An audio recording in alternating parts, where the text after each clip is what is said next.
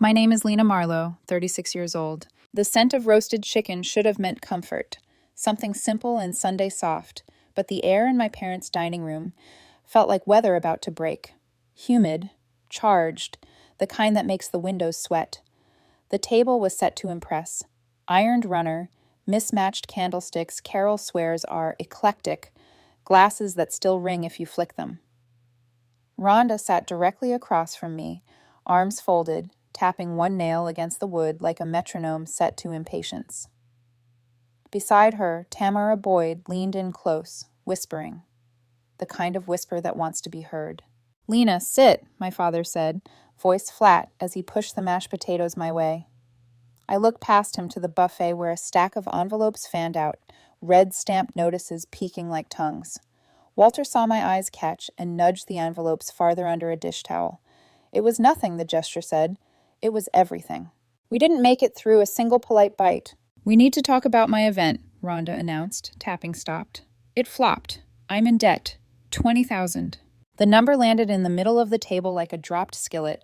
I set my fork down and let my breath pass through the coil in my chest. "That's a lot," I said, keeping my tone even. "What happened?"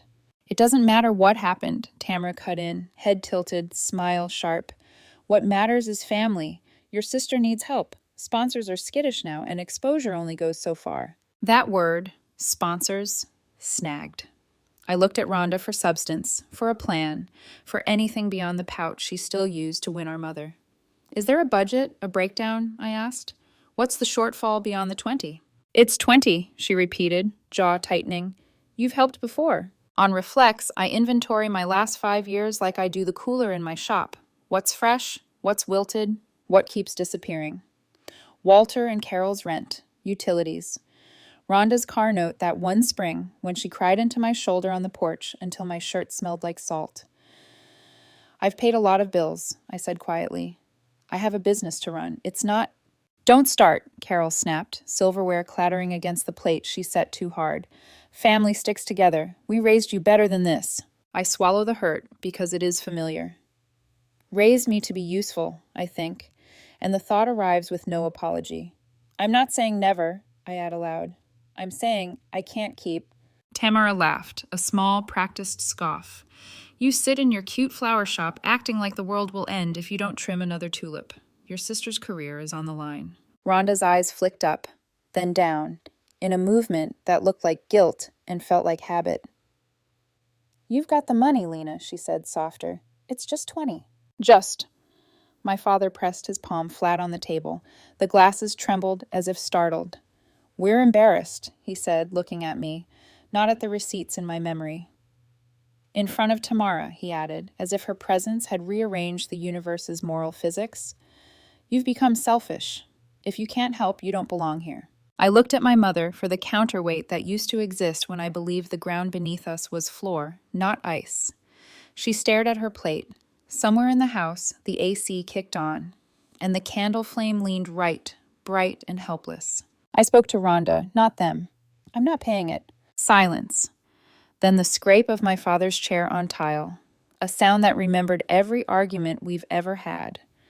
He pointed to the door the way he used to point to the yard when we were little and in the way. "Get out." "Walter," Carol said, and then didn't. Even her protest arrived unspent. "Okay," I said. The word surprised me with its steadiness. I folded my napkin and placed it beside my plate, neat. "You're choosing a debt over a daughter," I added, not to wound them so much as to say the thing out loud, to hear it and believe it myself. Tamara's mouth curved. "Victory looks good on some people until you tilt it a little and see the hunger underneath. Sponsors, Lena," she murmured, like a spell. "If you cared, you'd understand exposure has a cost." "Exposure always has a cost," I said, and the line lodged in me, like a seed I knew would sprout later, somewhere public, somewhere hot with lights. I took my keys from my bag. Rhonda watched the movement with a flatness that used to be teenage indifference, and now looked like calculation.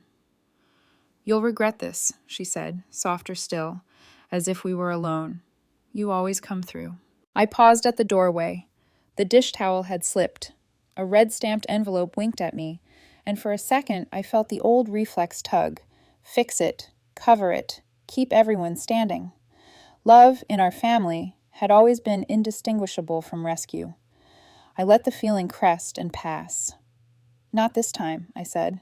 Outside, the heat lay on Savannah like a hand. My palms shook on the steering wheel as I slid into my car.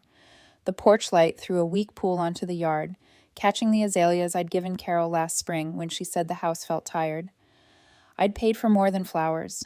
Rent, power, water, internet, 1,000 small lifelines braided into a rope they climbed, without once asking if I could still hold on. I didn't cry on the drive. The streets were chalky with evening dust. The sky, that gentle bruised color that makes you think anything can be forgiven. I rolled the window down and let the humid air wash the smell of roasted chicken from my hair. My heart beat hard and true, steadying itself around a knowledge that felt both like betrayal and relief. If love is a currency here, I have been overpaying. At the red light by the square, I pictured my shop, the cooler's soft hum, the neat columns of invoices, the shears that feel like a second set of fingers. Tomorrow I would open my laptop and look at the years that had bled quietly out of me. I would cancel what could be canceled. I would count. I would cut. Behind me, someone honked.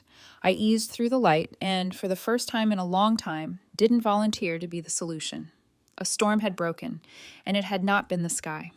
I drove toward home with the windows open and a sentence forming itself with a calm I trusted. Change the money, change the story. They thought the door slam would be the end of something. It was the start. The next morning, the light in my flower shop came slow and gold through the front window, catching the dust that hung like quiet judgment. I brewed coffee, set it beside the register, and opened my laptop. The bank's login page blinked at me, all soft blues in order, everything my family wasn't. I typed in my password, hands steady now. Every tab I opened was a breadcrumb of the life I'd been financing. $1,200 rent for Walter and Carol. Auto paid, 5 years running. $150 electric, $80 water, $60 internet. Always before the due date, even till Rhonda's car note, the one she swore she'd pay back when her business took off. It never did. The screen filled with numbers, each one a bruise I hadn't let myself touch until now. My reflection in the glass looked older than I remembered, drawn, maybe freer. I hovered over the first auto payment. The cursor pulsed. Clicked. Confirm cancellation, it asked? Yes. The confirmation box flashed, and something inside me unclenched. I moved to the next account. Click. Then the next. Click. By the time I reached the last one, my coffee had gone cold, but I didn't care. Every canceled payment felt like a breath I hadn't taken in years. Then guilt, quiet and familiar, found its way in. It came in the shape of memories. Walter's proud laugh at my shop's opening, Carol's late-night calls asking which fertilizer was best for her garden, Rhonda as a teenager arranging lilacs beside me before prom. I stared at the numbers again, wondering if I'd gone too far. Was I punishing them or just protecting myself? The front bell chimed, breaking the thought. My boyfriend, Bradley Owen, stepped inside, tie loosened, sleeves rolled. "You're up early," he said, setting his briefcase on the counter. "Couldn't sleep," I murmured. He leaned in, scanning the screen. "Cutting them off?" I nodded. "All of them. Rent, utilities, everything." Bradley's brow furrowed, but not with doubt, with the kind of concern that listens. "You sure you want to do that? They'll come after you." "They already did," I said, "last night." He reached across the counter, covered my hand. "Then let them." The simplicity of it steadied me. I didn't realize until then how much of my life had been defined by permission. His words gave me something different, freedom. After he left for work, I sat back down and opened a folder labeled Family Expenses. Inside were PDFs, receipts, confirmation emails, years of transactions I'd once considered normal. The total was obscene. $61,742. I whispered it aloud. $61,742, more than a house down payment, more than they'd ever said thank you for. My phone buzzed. Rhonda? For a moment, I considered ignoring it, but silence, I'd learned, only invited repetition. I answered. "Lena," she said, voice soft, practiced. "I wouldn't be calling if it weren't important." "Let me guess," I said. Money? A breath. 15,000 for a new event. This one's going to work, I swear. It'll save my business. Please. I could almost hear her rehearsed tilt towards sympathy, that fragile tremor she used when charm didn't land. You're calling me for money, I repeated. After you sat there while they kicked me out? She sighed. I didn't want it to go that far, but you know Dad, he gets angry. I couldn't stop him. You didn't try. Lena, you've always been the strong one. You can handle it. There it was, the family mantra. I felt heat crawl up my neck. No, I said. I can't. Not anymore. Her tone changed, brittle. You're overreacting. Maybe, but I'm done funding other people's lessons. She started to protest, but I hung up. My pulse roared in my ears. The audacity burned, but beneath it was clarity. I wasn't angry anymore. I was finished. I pulled open the bottom drawer of my desk. Inside were envelopes stuffed with receipts I'd stopped organizing months ago. Bank transfers, email printouts, even text screenshots where Rhonda had written, "I'll pay you back, promise." I began sorting them into piles. Walter and Carol. Rhonda. Utilities. Miskis. My hands moved with a calm precision that surprised me. Each piece of paper was proof of a pattern I'd let define me, and now it would become proof of a story I needed to tell, on my terms. That night, I spread the documents across my coffee table like puzzle pieces. Bradley came over after work, loosened his tie, and sat beside me. "What's all this?" he asked. "Receipts," I said simply. 5 years of them. He scanned a few pages, low whistle escaping him. "They really bled you dry." "Not anymore," I said. "I'm going to show them and everyone else what they've done." He hesitated. "Publicly?" I met his eyes. "If I keep quiet, they'll rewrite the story. I'll be the selfish daughter who turned her back." He leaned forward, elbows on knees. "Then make sure when you tell it right." "I will." His hand found mine again, fingers steady. "You're stronger than they think, Lena. Don't let them make you doubt that." I nodded, eyes burning. Not from sadness this time, but something close to relief. For years, I'd let guilt chain me to their comfort. But guilt wasn't love. It was control. After Bradley left, I brewed another coffee and stared at my laptop's glow. The cursor blinked in a new document titled Timeline, The Truth. I began typing. Dates, amounts, transfers, screenshots. Not for revenge, but for record. For once, the story would belong to me. Outside, Savannah's streetlights flickered against the window.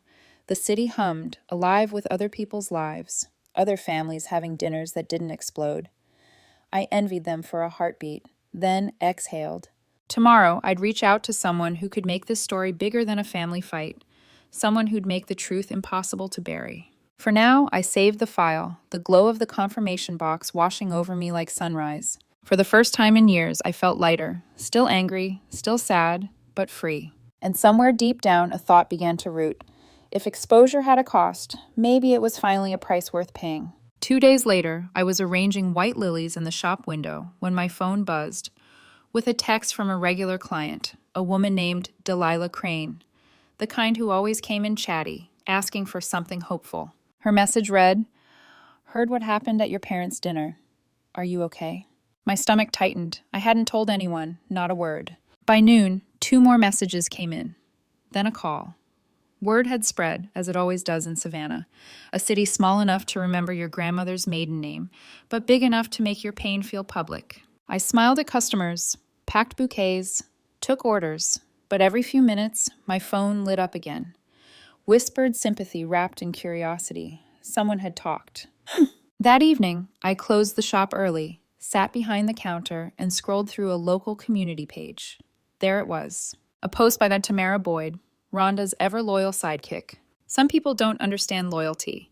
Imagine watching your sister's business collapse and refusing to help, then calling yourself family. Shameful. The post had over 200 likes. Rhonda's name was one of them. The comments stung worse than I expected. Words like selfish, cold, ungrateful, each one a pebble against glass. People I'd served flowers to for weddings, birthdays, funerals, now treating me like I'd kicked a puppy in public. My hands shook as I set down my phone. I wanted to scream, to defend myself, to post screenshots and receipts right then and there, but anger would feed them. Proof would silence them. That night, I opened my laptop again. The file, timeline, the truth. Weighted like a loaded weapon. I added a new section, public fallout. Screenshotted Tamara's post. Saved Rhonda's like. I stared at the screen until my vision blurred. Then, for the first time in months, I did something unexpected. I emailed Tia Phyllis Clean. Phyllis wasn't a friend, but she was fair. A freelance journalist who'd once interviewed me for a bridal feature about women-owned small businesses. She'd asked real questions, not fluff. Subject line, story tip, family exploitation. I wrote, "Hi, Phyllis.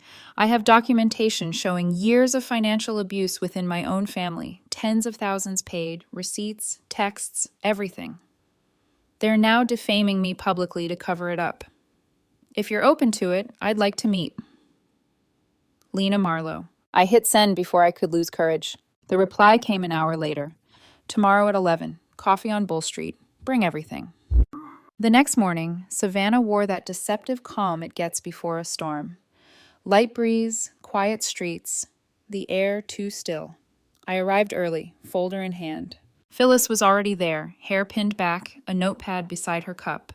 She greeted me like someone about to open a vault. "Show me," she said. I slid the folder across the table. Bank transfers, rent receipts, texts from Rhonda. Phyllis read in silence, her pen scratching occasionally. Then she looked up.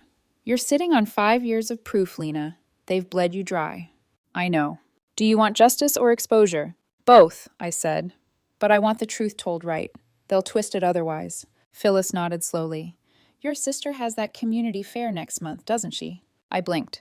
"How do you know?" "She's been promoting it all over social media. Sponsors, vendors, charity angle, the works. That's where she'll be most visible." A plan began to form between us, unspoken at first. "You could release the story right as the fair opens," Phyllis said. "Let the receipts speak when the crowd's listening." I hesitated. "That'll destroy her reputation." "Maybe," Phyllis said, "but she started destroying yours the minute she hit like." The line hit hard because it was true. We spent an hour outlining the logistics. Timing, proof order, statement phrasing. Phyllis would write the accompanying article. I'd make the public statement. By the time I left the cafe, my hands no longer trembled. The fear had been replaced by something colder, steadier, resolve. That night, I told Bradley. He listened without interrupting, just ran a hand through his hair and said, "They're not going to take this quietly." "I'm counting on that," I said. "If they fight, they'll prove everything I'm saying." He studied me. "You sure you're ready for what comes after?" "I'm ready to stop hiding," I said simply. He smiled faintly. "Then you need to practice." "Practice?" "Your speech. Don't just defend yourself. Command the room. Make them believe it before they see the receipts." We spent hours that night rehearsing. My voice shook at first, then steadied. "For years I paid their bills," I said, watching my reflection in the mirror. "Rent, utilities, debts, $60,000. And when I stopped, they called me selfish." Bradley crossed his arms, nodded. "Good.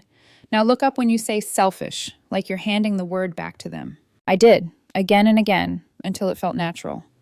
3 days later, while trimming roses at the shop, I got a DM from a vendor I vaguely knew. "Heard you're planning to go public at the fair. Careful. Rhonda's tight with the city board. She's got friends who'll try to shut you down."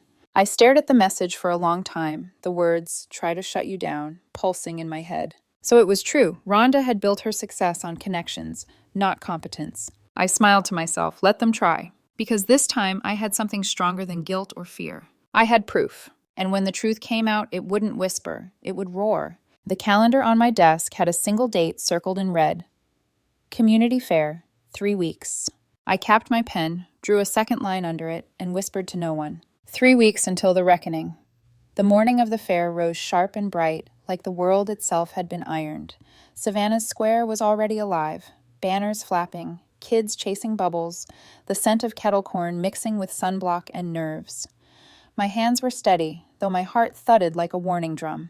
Bradley parked a block away, turned to me before I opened the door. "You don't owe them restraint anymore," he said quietly. "You owe yourself peace." I nodded, gripping the folder on my lap. Inside, 5 years of proof, color-coded tabs, and one printed text thread from Rhonda that began with, "Thanks for the cash, sis," and ended with, "Don't tell anyone I'm struggling." The ink looked darker than usual, like the page remembered its own betrayal. Phyllis was already there near the stage, camera bag slung over her shoulder, her smile quick but purposeful. "You ready?" "As I'll ever be." She gestured to the crowd gathering by the booths. She's about to start her opening speech. You'll go after the Q&A. Keep it concise, factual, let the papers talk. Got it. From behind the tent flap, I saw Rhonda command the stage like it was her birthright. Perfect hair, perfect pastel blazer, voice full of sugar. We're so grateful to our sponsors, she said, pausing for applause. Savannah thrives when we lift each other up. Tamara stood to the side, clipboard in hand, scanning faces, her expression a twitch between pride and fear. Bradley touched my shoulder once, a silent now. When Rhonda called for questions, I stepped forward. My heels clicked against the wood.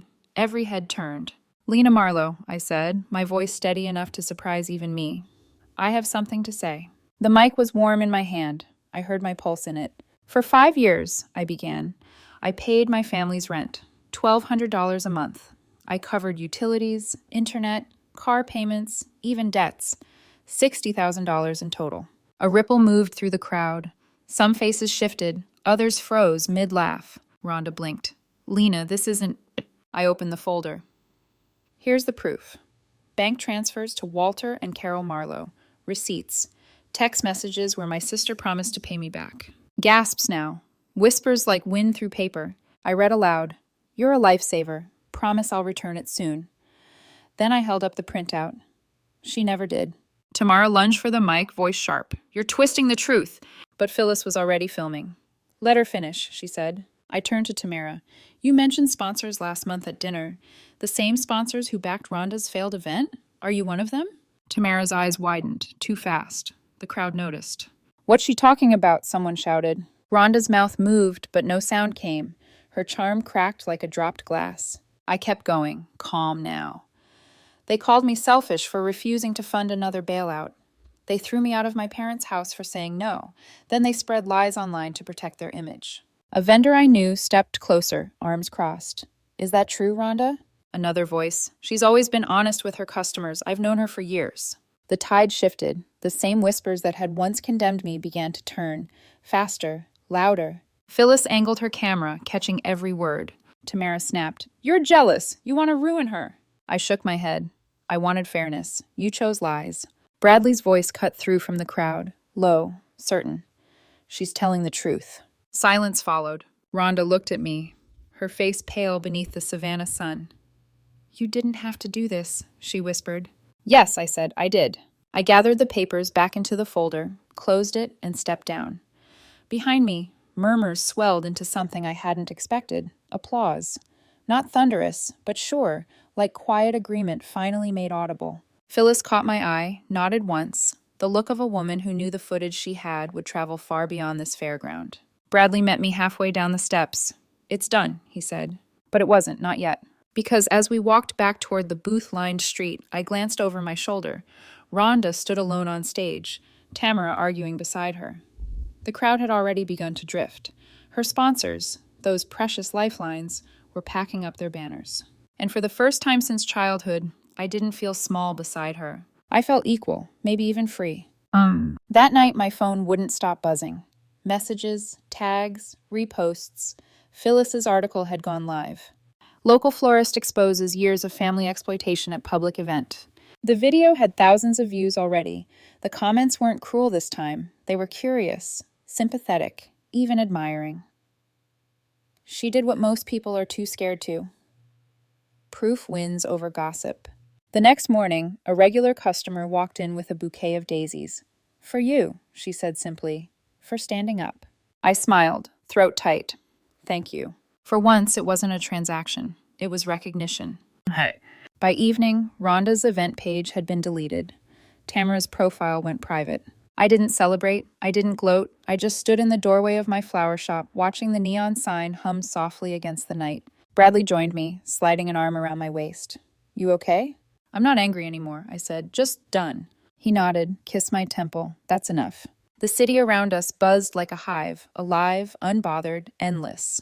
And somewhere behind all that noise, I knew something had shifted. I wasn't the family's safety net anymore. I was my own foundation. Tomorrow I'd open the shop again, arrange the lilies, welcome whoever walked through that door. But I'd never again mistake obligation for love. And if exposure had a cost, well, this time it bought me freedom. 3 months later, the air in Savannah had changed. Softer now, easier to breathe.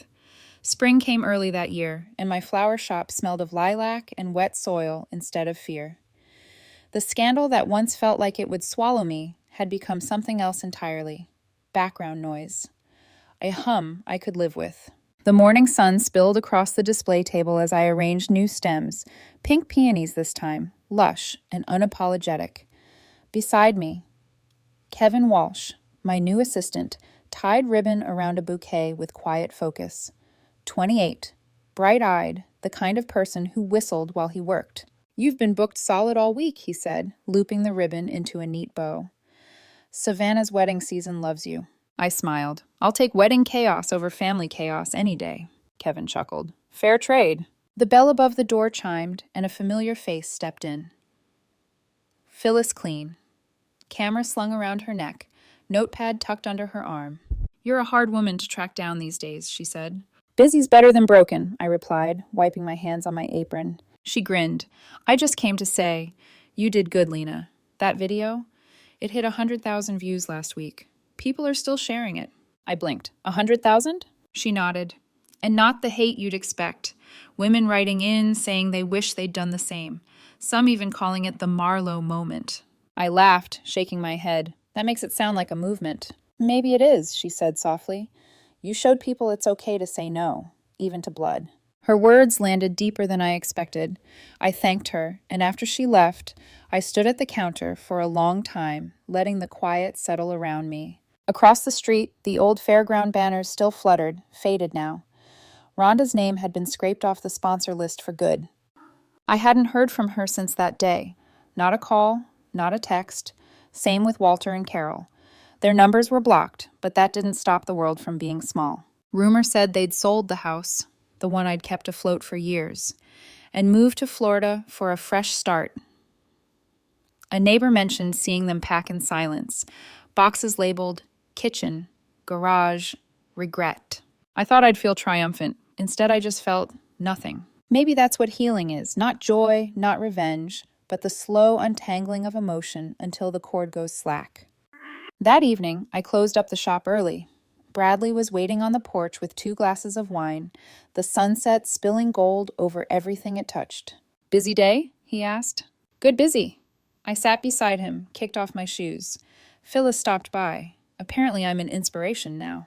He smiled. "You are." I rolled my eyes, but warmth crept up anyway. For a while, we didn't talk. The cicadas started their nightly chorus, the sound filling the spaces where words used to need to be. Then Bradley said quietly, "I know you blocked them, but if they ever reach out, what would you do?" I considered that. The question didn't sting like it once might have. "I'd listen," I said finally, "but I wouldn't fix." He nodded. "That's the right answer." The right answer. 2 words I'd never associated with myself before. Later that week, an unmarked envelope showed up at the shop. No return address, just my name written in my mother's cursive. Careful, deliberate. Inside was a single sheet of paper. No apology, no plea, just a line written in her neat script. "We didn't understand what we were asking of you. Maybe we never will." I read it twice, folded it once, slipped it into a drawer without replying. It wasn't forgiveness, but it was acknowledgement, and that was enough. The shop kept growing. Orders came in from across the state. I hired 2 more part-timers, added a small cafe corner for walk-ins. The city even asked me to design floral displays for the High Spring Festival, a contract Rhonda once bragged about chasing. When Kevin brought me the signed paperwork, he said, "Feels like full circle, doesn't it?" I smiled. More like a clean break. Some nights I still thought about Rhonda, the way her voice cracked on stage, how small she looked under all that applause meant for me. But pity never came, only perspective. She'd been taught, like I had, that survival meant taking from whoever would give. The difference was I finally stopped giving. On the shop's 1-year anniversary since that night, Bradley surprised me with a new sign. Marlowe Floral Studio, etched in gold across tempered glass. Underneath, in smaller print, rooted, resilient, reborn. I traced the letters with my fingertips, feeling something close to peace. "You like it?" he asked. "I love it," I said. "It's the first thing with my name on it that no one can take away." We locked up late, and as we walked home, the city lights shimmered in the puddles from a fresh rain. For the first time in years, I wasn't replaying arguments or rewriting guilt. I was just here, in the after. People say blood is thicker than water. But I've learned something truer. Water flows where it's meant to go. Blood only binds if you let it. I stopped letting it. Now, when I water my flowers in the morning, I think of the roots that held despite everything. Quiet, unseen, alive. Family didn't grow me. I did. And that's a story no one can rewrite.